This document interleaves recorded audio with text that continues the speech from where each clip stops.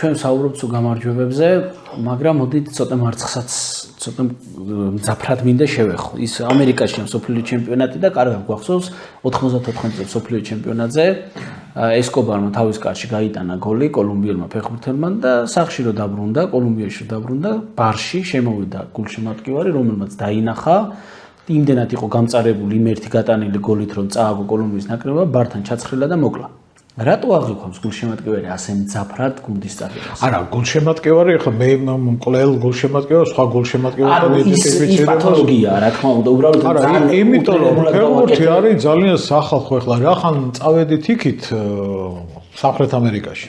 ეხლა მე გამახსენდა ერთი ისტორია, ეს ყველა მიცის. მოკლედ 1950 წელს ბრაზილიაში დაამთავრეს მარაკანას სტადიონის მშენებლობა და 200,000 კაცი ეტეოდა და დაამთავრეს ეს სტადიონი და ამ თამაშზე ფინალში ერთ გავიდნენ ბრაზილია და ურუგვაი. ამ დროს ბრაზილიას არც ერთი მსოფლიო ჩემპიონატი არ აქვს მოგებული, ურუგვაის ჰქონდა უკვე მოგებული ხან ხო, ჰქონდა ურუგვაი მოგება 30-ში, ხო, თუ არ ვცდები, ხო.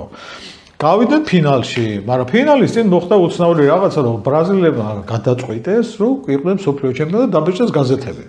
ურუგვაის ყავდა ძალიან მაგარი გუნდის კაპიტანი და ობდულიო ვარელა ესეც. მოკლედ ამ ვარელამ მიიტანათ და აჩვენა ფეხბურთელებს გაზეთი, სადაც ეწერა, რომ ბრაზილია არის მსოფლიო ჩემპიონი.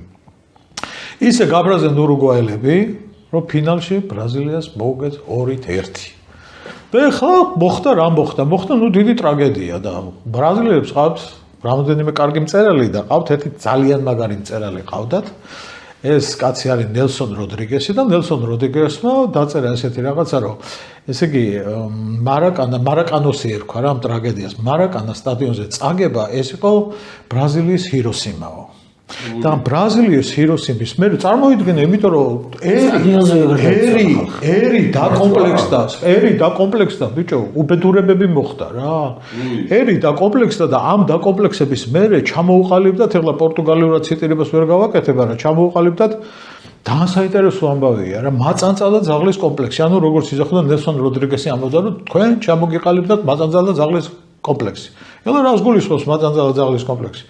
ანუ 50-დან 54 წელს კიდე ჩატარდა მსოფლიო ჩემპიონატი და მსოფლიო ჩემპიონატი იყო შვეიცარიაში და შვეიცარიაში გამოვარდნენ ბრაზილიელები. ანუ მოხდა რა, რომ ამ წაგების მერე ბრაზილიელები ვეღარ თამაშობდნენ კარგად. ერმა როგორც ასეთო ბრაზილიისთვის ფეხბურთელი ძალიან მნიშვნელოვანი ფაქტორია, საკუთარ იდენტიფიკაციას აკეთებენ რა ფეხბურთზე რა. ხო და ვეღარ თამაშობდა, ბოლომდე ვეღარ მიდიოდა და როდრიგესმა გაჭედა, ილაპარაკა და ბრაზილიის ფეხბურთის ფედერაციაში იყო ერთი ძალიან ესეთი ჭკვიანი კაცი. ეხლავე გამახსენდა, აღარ მახსოვს გვარი, კონსუელო, მე მგონი გვარი ქონდა, კონსუელო, ხო, არ მახსოვს მართალი გითხრათ და ამ კაცმა გადაწყვიტა, რომ უნდა მოიყვანოს გუნდში ფსიქოლოგი. მოკლედ მოიყვანეს ფსიქოლოგი, იყო ესეთი კაცი ჟოაო კონსალვესი, ესეთი ფსიქოლოგი, მაგრამ თან მოიყვანეს როგორ? იმის გარეშე, შტატ გარეშეც მოიყვანეს. და თქვა ამ კაცს, რომ ვიღაც ადამიანმა რაღაც მეცნიერული დაწვრილება ჰქონდა ამ კაცს გაკეთებული, ამ ბრაზილიის ფეხბურთის ნაკრების მენეჯერს, თან ტელემაგნატი იყო ეს კაცი, საკმაოდ ჭკვიანი კაცი. და ამან დაიწყო ფეხბურთელების მომზადება. და ფეხბურთელების მომზადება რო დაიწყო, ჯერ გაუკეთა გრაფიკული ტესტები, მერე გაუკეთა სიჩქარის ტესტები და უკვე ახლოვდებოდა 58 წლის მსოფლიო ჩემპიონატი. 58 წლის მსოფლიო ჩემპიონატი ეხლა მოდი ვკითხოთ მიშოს, ვინ იყვნენ მაგარი ფეხბურთელები ბრაზილიის თუ გახსოვს? დიდი ფეხბურთელი ვინ იცი ბრაზილიელი? ვიცი, მაგრამ არ გეტყვით. კარგი. არა, ეგ ხო. არ გეტყვით. იცი ახლა ისეც არ ლაპარაკი იცი. 58 წლის მსოფლიო ჩემპიონატის წელი ამ კაცმა დადო დასკვნა.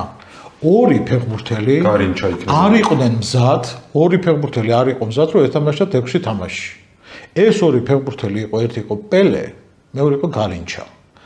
ხო და როგორი სიტუაცია უთხრა, რომ ესენი არიანო იმდენად გარინჩა საერთოდ ბავშვებს ფსიქიკა აქვს და პელე საერთოდ ისედაც ბავშვი იყო. პელე ხო 17 წლისა იყო საერთოდ. მაგრამ არ აქნა იმან მწვრთნელმა სულთელმა მოусმინა კი ბატონო, მაგრამ ნუ სადღაც შუალედური გადაწყვეტილება მიიღო. პირველივე თამაში რომ დაეყენებინა პელე და გარინჩა, შეიძლება ბრაზილია ვერ გასულიყო ბოლომდე და გადაწყვიტა, რომ მესამე თამაშიდან დაეყენებინა. დააყენა მესამე თამაში პელეს და გარინჩამ.